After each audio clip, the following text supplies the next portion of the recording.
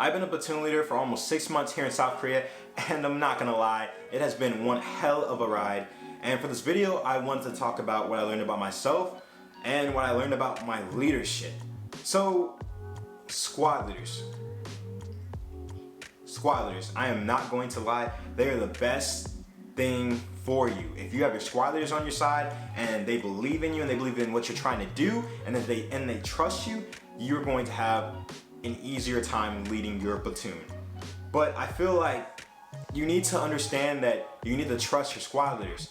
And when you give them that trust, there's gonna be times where they fail, just like anyone, because there's times where I fail as a platoon leader.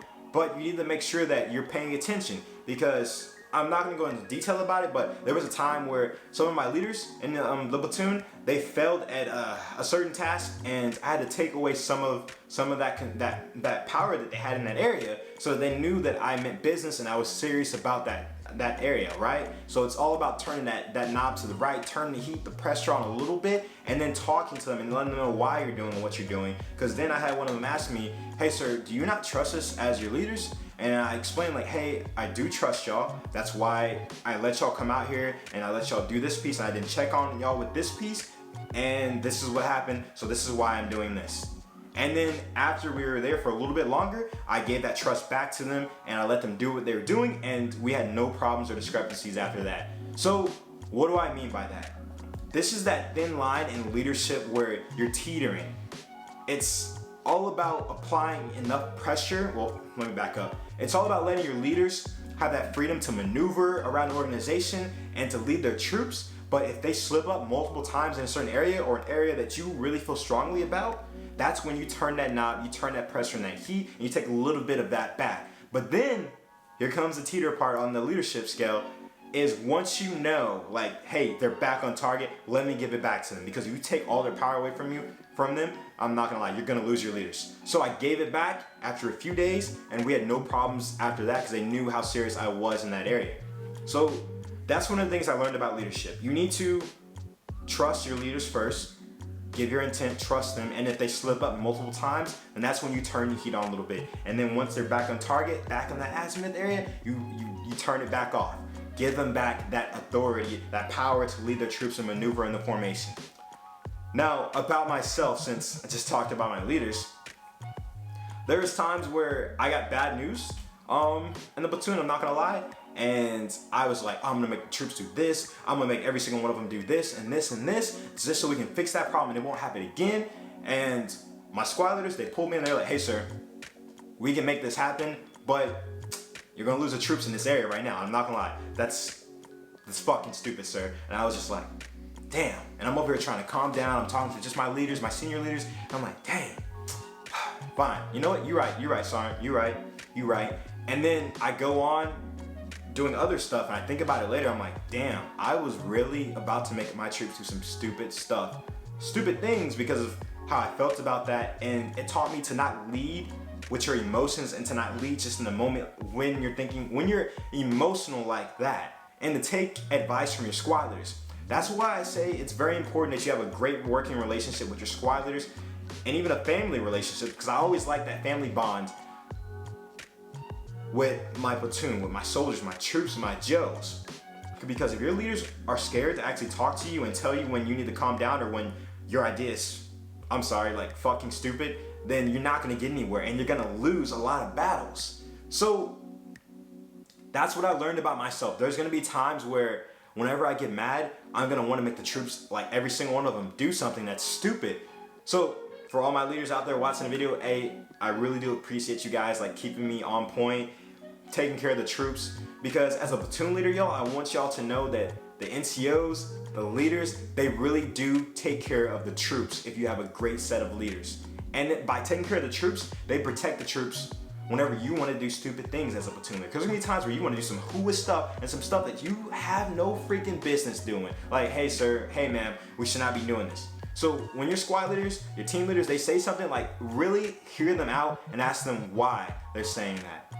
But also remember, there's times where you have to be stern, and there's reasons why you gotta make sure that you accomplish the mission in that way, because there's a big why behind that, and that's where you explain it. We're moving towards We're moving towards a time now where explaining the why is the best thing you can do for people in any organization that you work in. Because when people have the why, they're more eager to accomplish that mission. More eager. Now, moving on to the last thing, I know I didn't actually talk about it earlier, but awards. Take care of your troops. I'm telling you guys this right now.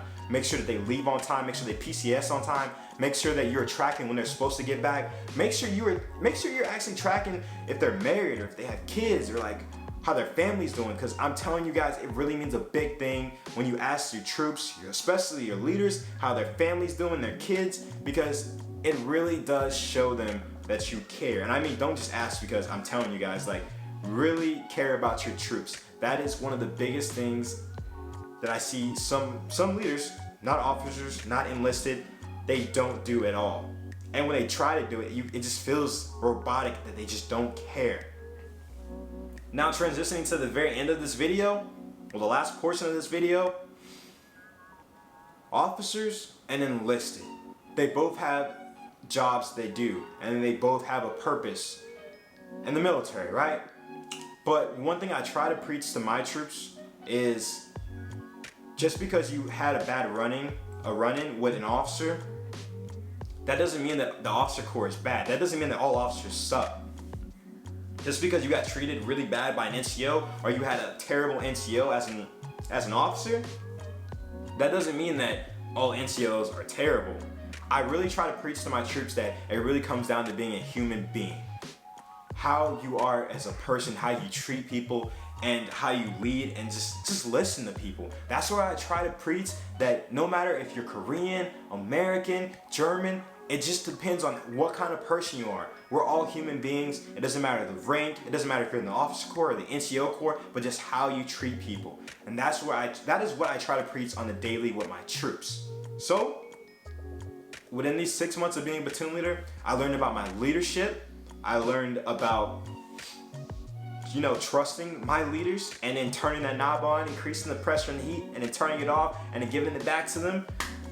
And I learned that taking care of your soldiers and actually caring about what they do, listening to them, and just showing them that you're willing to go the extra mile, you're willing to fight for them, it really does just let them know that you care. So with these first almost 6 months, I didn't expect this with the Army. I didn't expect making a family or having a family in my platoon and feeling like a family.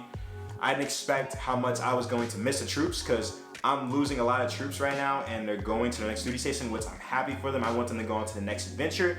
But I'm not gonna lie, once you build that family with a platoon, those troops, you're gonna miss them when they leave. But you gotta realize that they're going on to do bigger and better things into the force. So, I know this video was long. I know I haven't put out a video in a while, but this is something weighing on me. So just know that trust your leaders and you'll be fine. With that being said, I hope everyone had a blessed day. Remember that you are loved, and if you don't feel loved, then just smile, because there's some days where you just gotta smile and you just gotta say hi to the troops and just check on everybody, even if they're not in your platoon. All right, I'm rambling now. With that being said, it's great to be back. I'm gonna push out a lot more content right now. I'm sorry y'all, but a lot more videos coming back now. Ciao.